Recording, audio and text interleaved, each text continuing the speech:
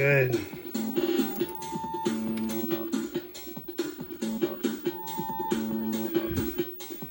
That's not my flyback. It's not the flyback, I don't think.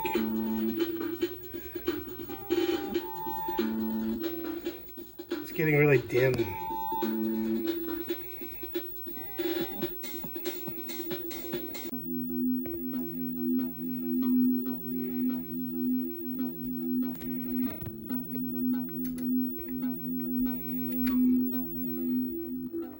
The video just started getting dark, but there's still high voltage when I rub my hand on the screen. When I bought this monitor, it didn't work. It had a bad flyback. Okay, back is off. Let's find out.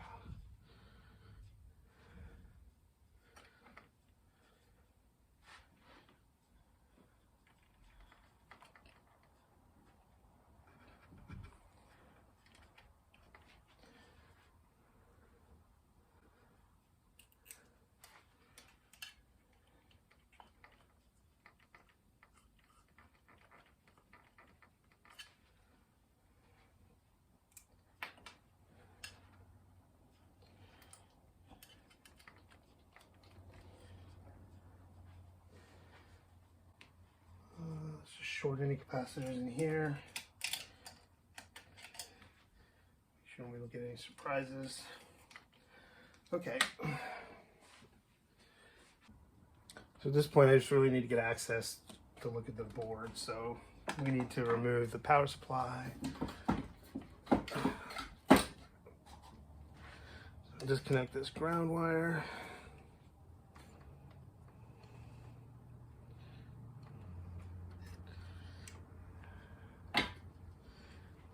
And unplug this connector. Oh, 2 more grounds, forgot about that.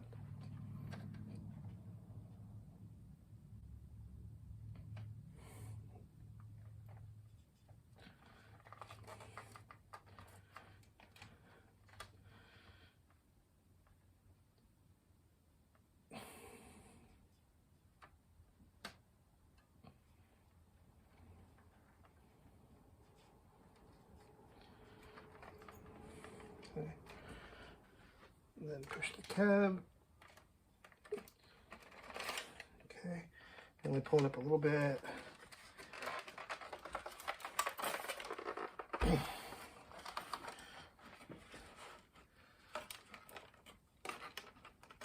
Disconnect the degausser. Oh.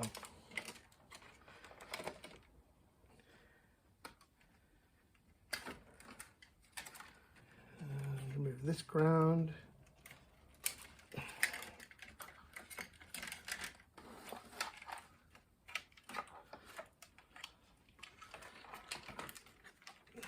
Remove the gun connector. There's our PCB. So all we have to do now is remove this shield. But we can look over the board before we do that. Let's get the CRT out of the way so we don't damage it. Okay, so the first thing I see is this pile of which looks a lot like that capacitor ditched its guts. But I don't know, that's a small cap and it's not bulged. Oops, sorry.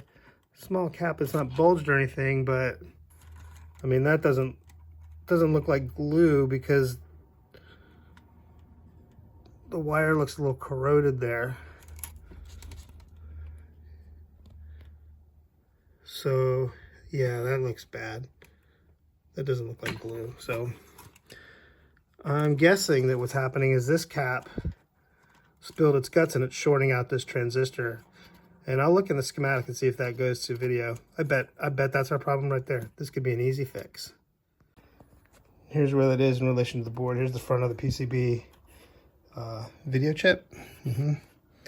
And then that transistor covered in goop by probably this cap. So let's take care of that first. Yeah, it's still liquid. You can see it just totally starting to corrode. jumper. So yeah, that's it right there. Awesome.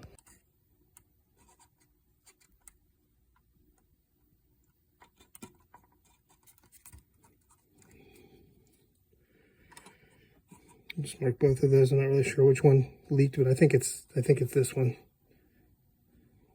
I think this is the bad one because it was leaned over that transistor. Let's get that up before it does any more damage.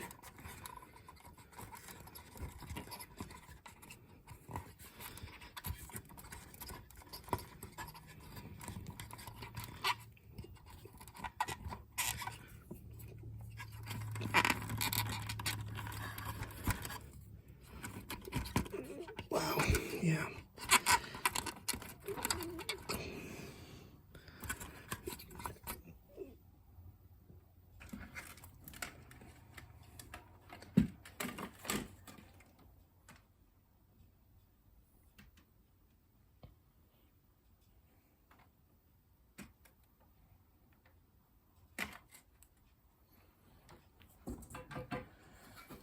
You just pull on these shields as you're heating up the solder. They'll just usually pull out. Then you can go back and remove the solder later. You don't usually need to sit there and just hold heat on it and try to suck up all that solder. It's not really necessary to do that later.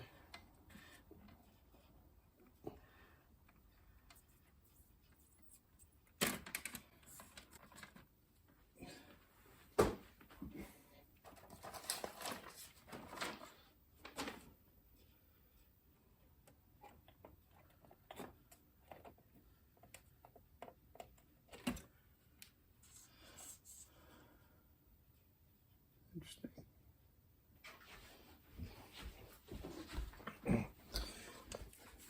We're going to replace this anyway, but I'm curious just to see if this is really, see if the tester picks up on any difference here.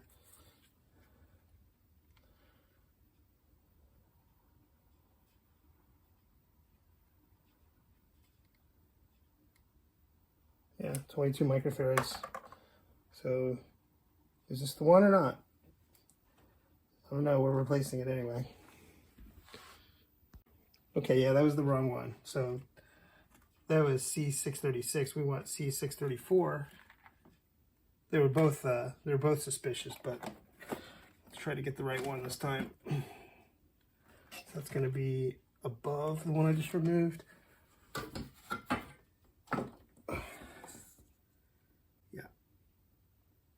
Yeah, I marked the wrong ones under here. No, that's right. That's the right one. Okay.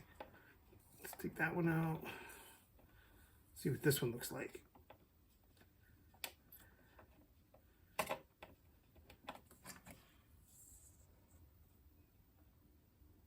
Also doesn't look bad. That doesn't mean anything. Okay, 2 new capacitors.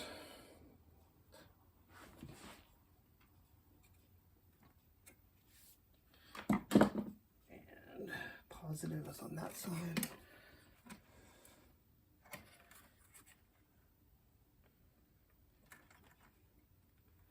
Oh, you know, let's neutralize that with a little baking soda first.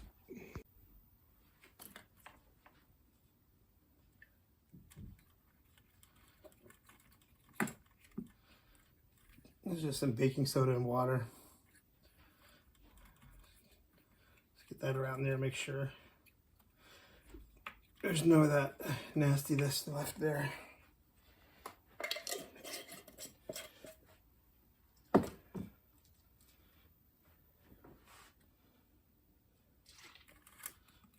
And I'll just add some alcohol that'll help that water evaporate. Okay.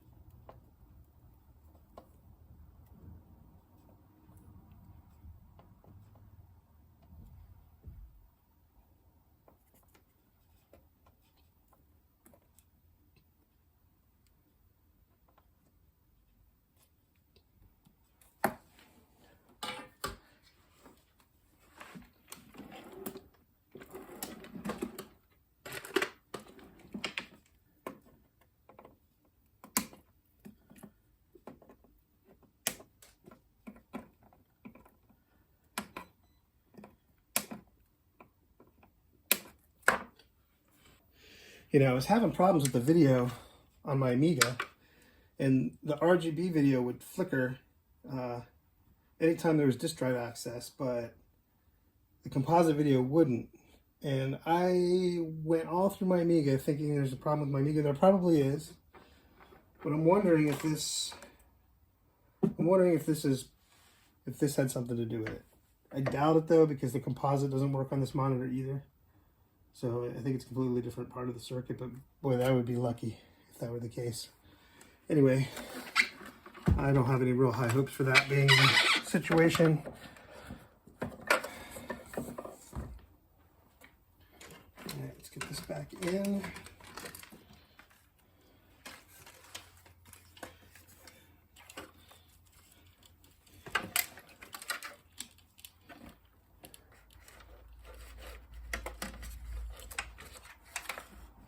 It's like wrestling with an octopus. Okay.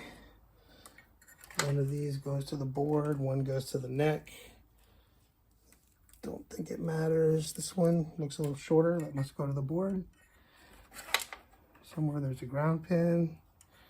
I might have to go back and watch my video. There it is. Ground pin. Let's get that. Okay. That out of there. All right. And,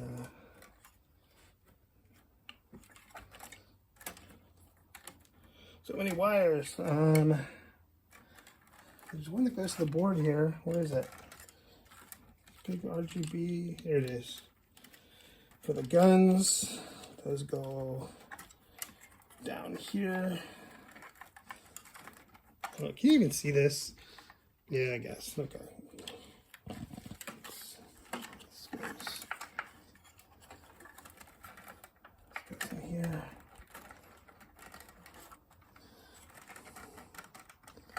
Seemed easier before.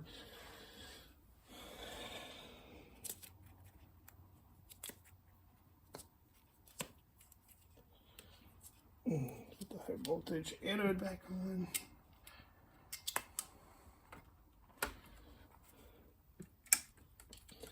This goes to the neck board.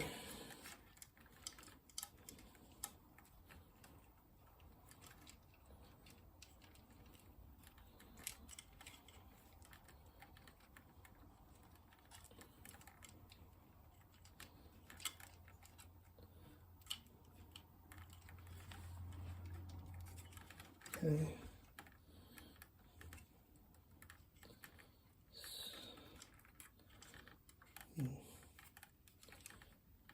Ground. There's the power supply. I think we got everything.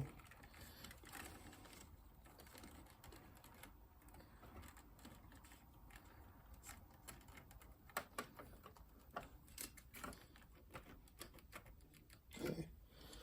I don't really like that this goes over the neck. I'd rather it go under.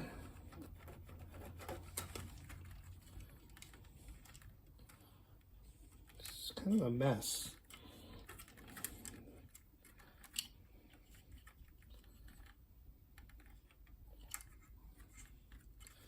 Looks like it,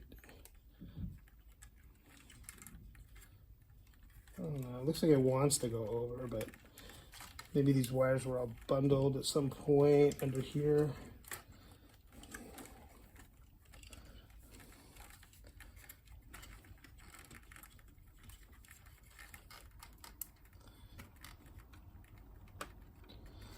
Okay. So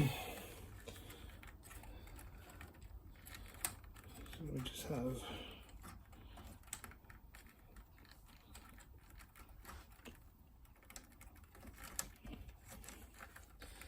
power supply and ground, degaussing coil, power switch. Ground, you gotta make sure all these are connected. You definitely want these connected. Ground, over here. Guns. No loose harnesses anywhere. Okay. We're going in.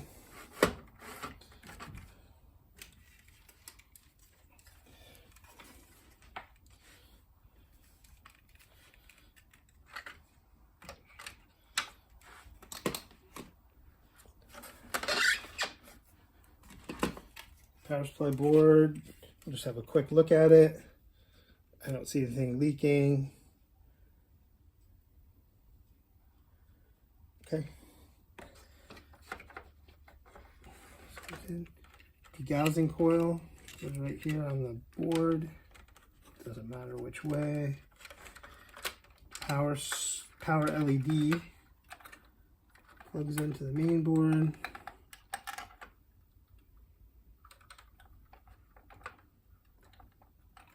Come on. Come on. Oh. There we go. This is the wonkiest connector. I don't know. It's like they found the cheapest connector for the LED. Save some money. Alright. Now we just need to solder up the grounds. I always make sure everything is connected before I test. And then we'll have to take it all apart again and put the shield back on.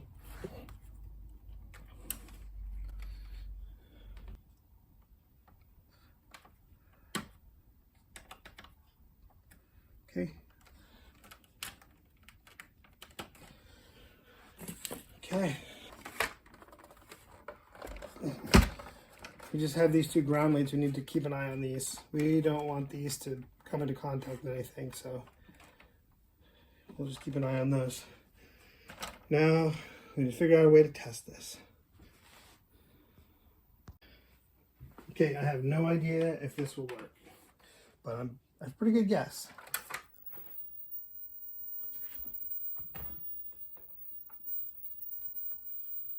I don't feel any high voltage. We're sorry, the number you have dialed is not in service at this time. Nope, I heard it.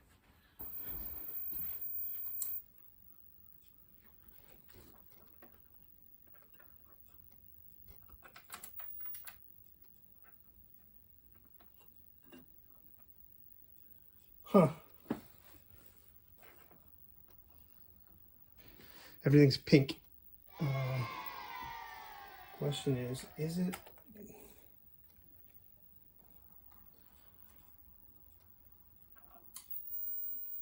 No, could be my Amiga.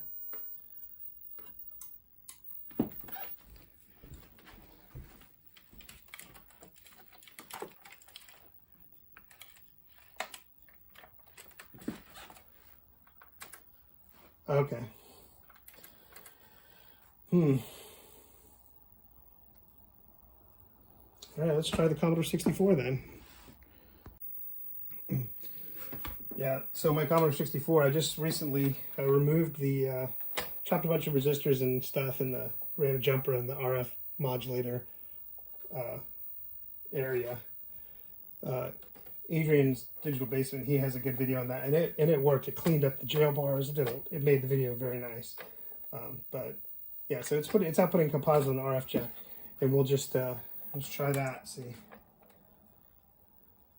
Oh, okay, great. So I fixed it. I fixed my 1084S, but now my Amiga has video issues. That's great news.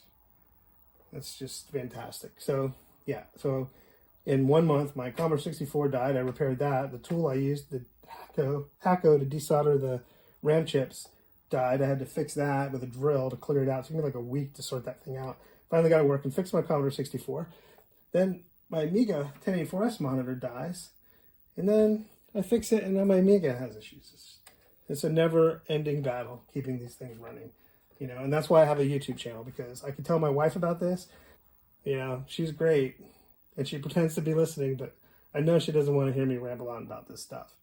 And so I have to tell somebody. I don't have any other nerdy friends around here. It's just me. This is what I like to do, but I don't know anybody else that does it. So here I am on YouTube. I'm going to put this back together, and then I'm going to dig into my Amiga 1200 and try to figure out what the heck is going on with that. Okay, so it's back together and it's working. Hope this helps somebody. Next time, I guess I'll be working on my Amiga 1200, sadly. But at least it's a pretty common problem. I've never actually had that problem myself, so it'll be the first time I do that repair. All right, anyway, take care.